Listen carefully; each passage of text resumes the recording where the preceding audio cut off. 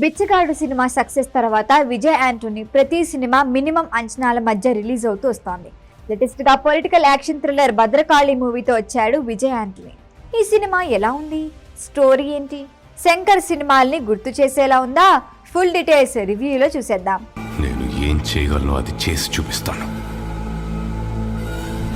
Vijay Anthony 25వ సినిమాగా వచ్చిన భద్రకాళికి దర్శకుడు అరుణ్ ప్రభు.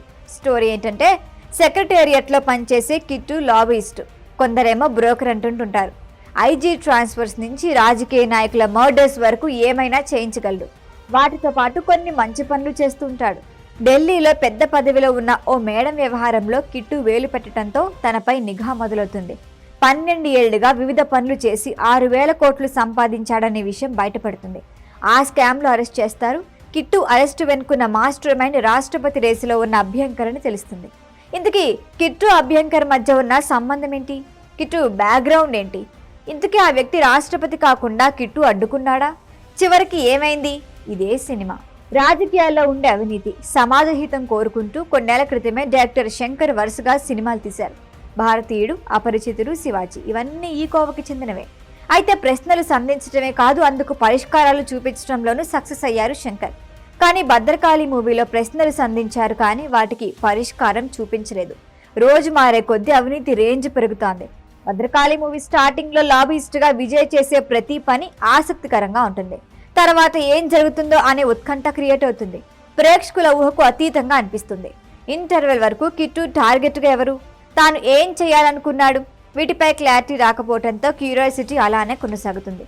ఇంటర్వెల్ తర్వాత కిట్టు అభ్యంకర్ గేమ్ మొదలైన తర్వాత స్టోరీ రొటీన్ పందాలోకి వెళ్ళిపోతుంది. ఆ తర్వాత నుంచి గెస్ చేయడం కష్టమేం కాదు. పైగా ఆటలో మజా కనిపించదు. మధ్యలో శివాజీలో సీన్ చూపించడంతో అక్కడి నుంచి క్లైమాక్స్ వరకు ఏం జరుగుతుందో క్లారిటీ వచ్చేస్తుంది.